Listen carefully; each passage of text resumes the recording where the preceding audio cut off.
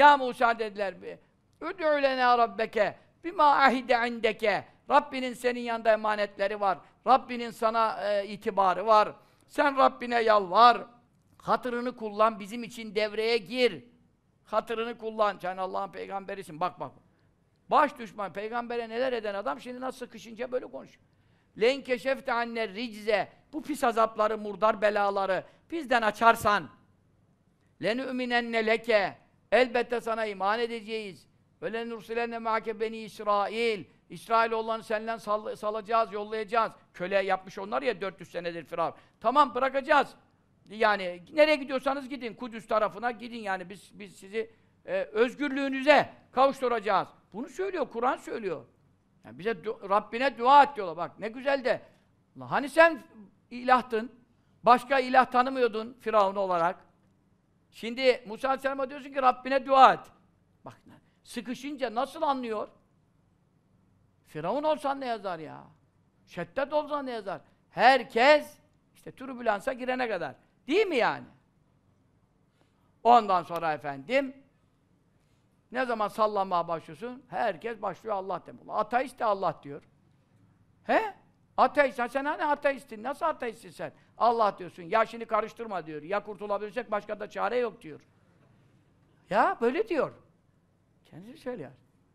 He, şimdi komünistlik demiş işte. Parayı görene kadar, feministlik kocayı görene kadar. Ondan sonra ateistlik de türbülansa girene kadar yani. Sallandı mı herkes Allah. İstiyorsan Allah. Cafer Sadık Efendimiz öyle ateistin birine, o zamanki ateistin adı Dehri. Yani biz zaman icabı böyle ne onun adı? Evrim teorisi gibi işte ondan ona işte maymundan insana, insandan bilmem ne böyle döne döne bu hale geldik. Kendi kendimize olduk bittik diyor herif. Dehri kafası. Yine aynı kafası var. Şimdi Cafer Sadık Efendimiz'e getirdiler. Yani ona sorular sordu. Radıyallahu teala anh. İşte efendim diyor denizde gemidesin. Neye güvenirsin? Gemiye güvenirsin. Gemi kırıldı dedi. Ne oldu? Bir tahtanın üzerinde kaldın. İşte neye güvenirsin? Sandala çıktın. Gemiden sandala indin. Sandala güvenirsin. Sandal parçalandı. Kaldı bir iki tahta parçası. Ne oldu? İşte ona güvenirsin. Ne oldu? Tutunuyorum. Yine biri beni bulana kadar veyahut da bu şekilde bir kıyıya beni sürükleyene kadar dalgalar belki yaşarım falan. Tahta da gitti. Her şey gitti. Kaldın denizin ortasında sap gibi. Yine bir yaşama ümidi taşıyor musun? Taşır mısın dedi. Taşırım dedi. İşte o dedi yaratıcıya güvencindendir deyince Dehri iman etti. Çünkü dedi baktı her sebep bitince, bütün vesileler tükenince artık hiçbir çare bana ulaşamaz dediğin noktada hala beni yaşatabilen bir güç var diye düşünebiliyorsan o düşüncen Allah'ın varlığını ispat ediyor. Çünkü Allah var ki sen hala sebepsiz yaşayabilirim diyorsun. Hiç çıkmayan candan ümit kesilmez hesabı. Kimse de ümidi kesmiyor hakikaten. Kendi kesmiyor, kimse kesmiyor. Bir yaşam ama umudu içinde var. Çünkü yaratan var Celle Celaluhu.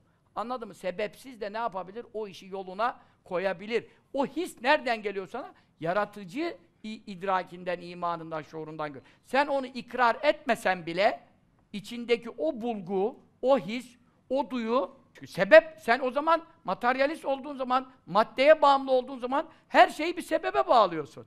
Ama bütün sebepler bittiği anda hala yaşama umudun var mı soruyor Hazreti Cafer radıyallahu anh.